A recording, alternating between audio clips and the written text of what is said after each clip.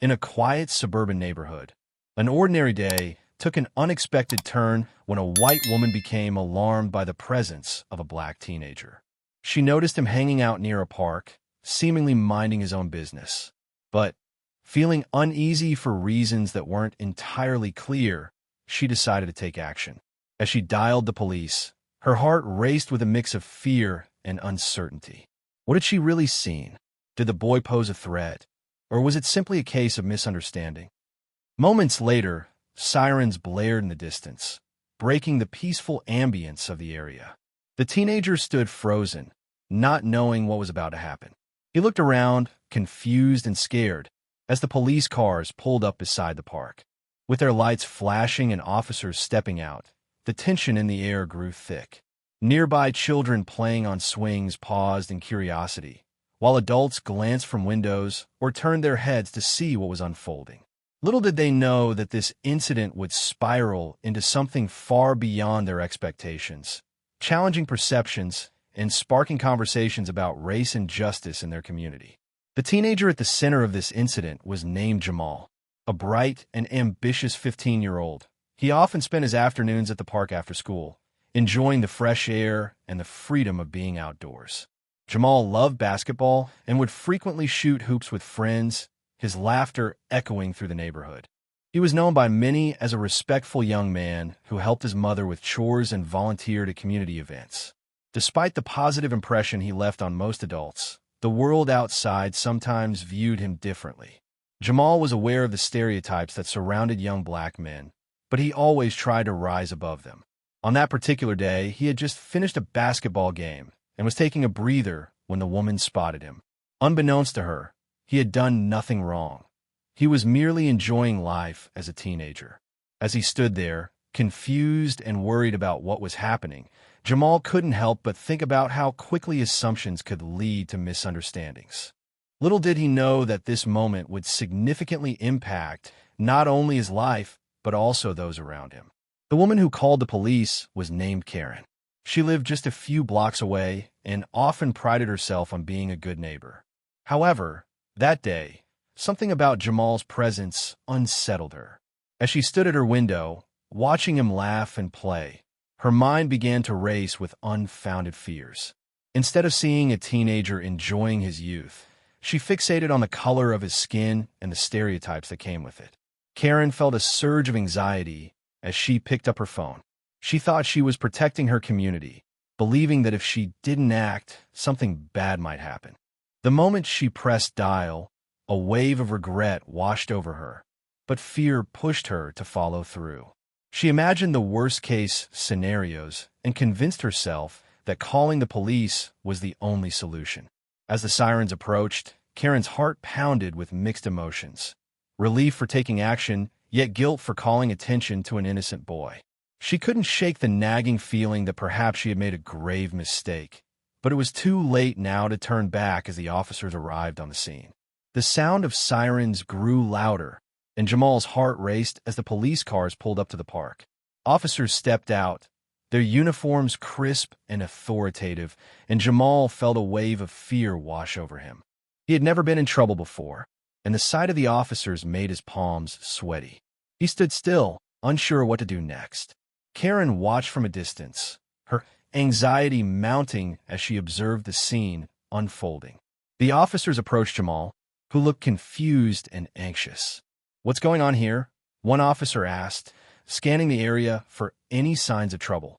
Jamal hesitated, but managed to explain that he was simply resting after playing basketball with friends. As the officers listened to him, they exchanged glances, sensing the misunderstanding. Meanwhile, Karen's anxiety turned to regret as she realized how unjustly she had judged him. She wanted to speak up, but felt paralyzed by her own actions.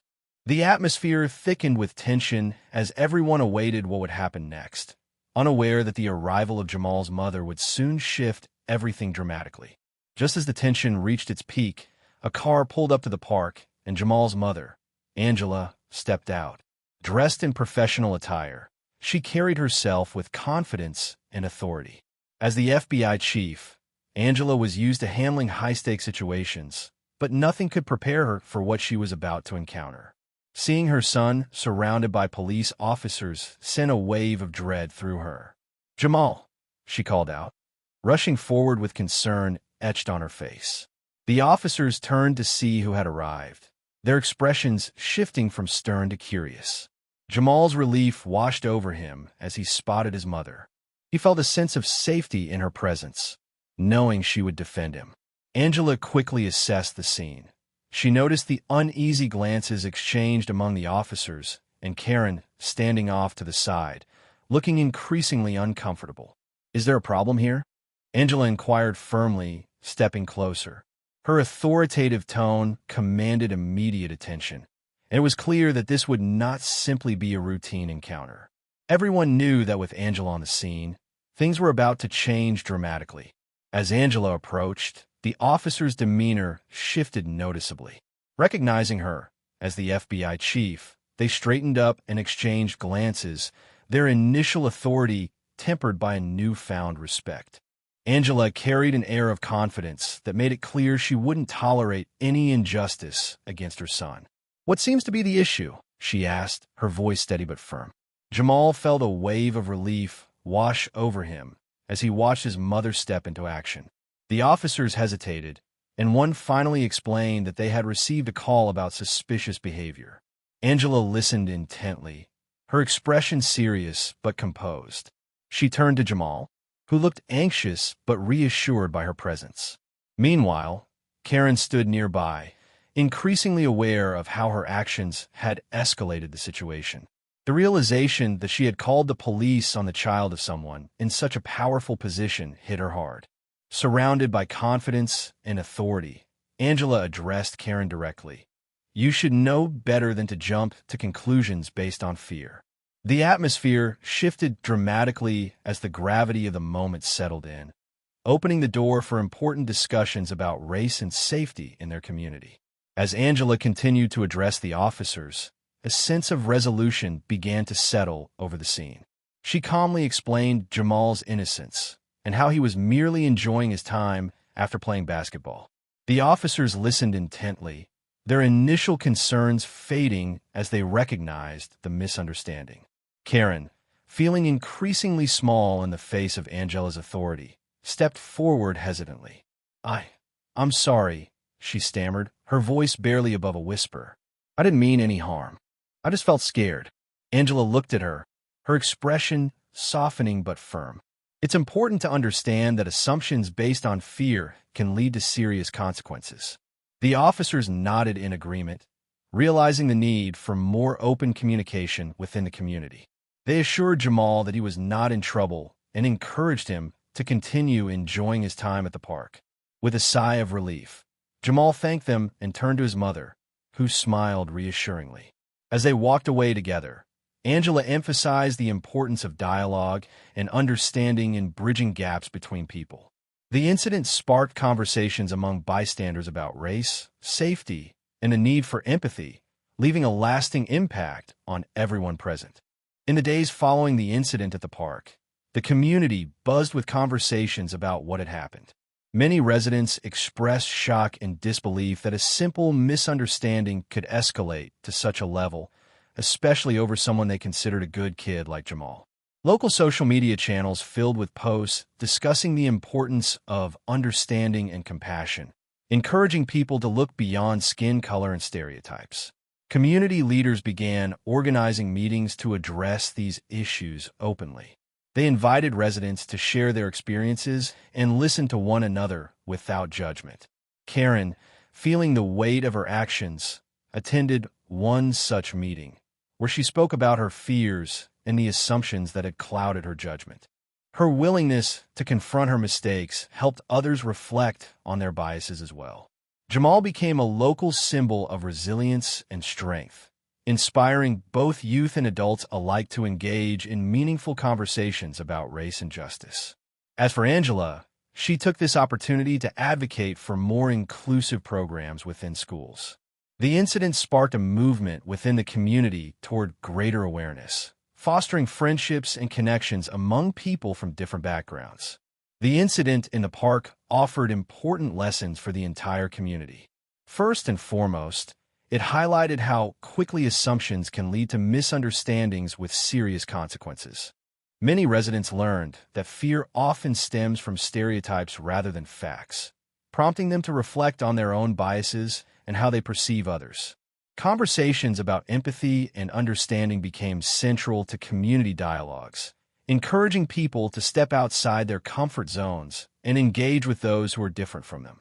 Karen's willingness to admit her mistake served as a powerful reminder that acknowledging one's faults is crucial for personal growth and healing. Furthermore, Jamal's experience emphasized the importance of representation and support for young people facing judgment based on race. His resilience inspired many to advocate for inclusivity in schools and community programs, fostering an environment where diversity is celebrated rather than feared. Lastly, Angela's role as an authority figure reinforced the value of using one's position to promote justice and fairness. Through these lessons, the community began to understand not just the gravity of their actions, but also the potential for growth when they embrace open dialogue and compassion in addressing sensitive issues surrounding race and safety. The incident in the park served as a catalyst for profound change within the community, encouraging residents to confront their own biases and engage in open discussions about race and safety.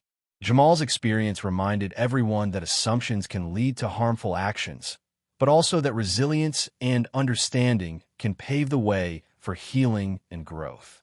As community members began to share their stories, a sense of unity emerged.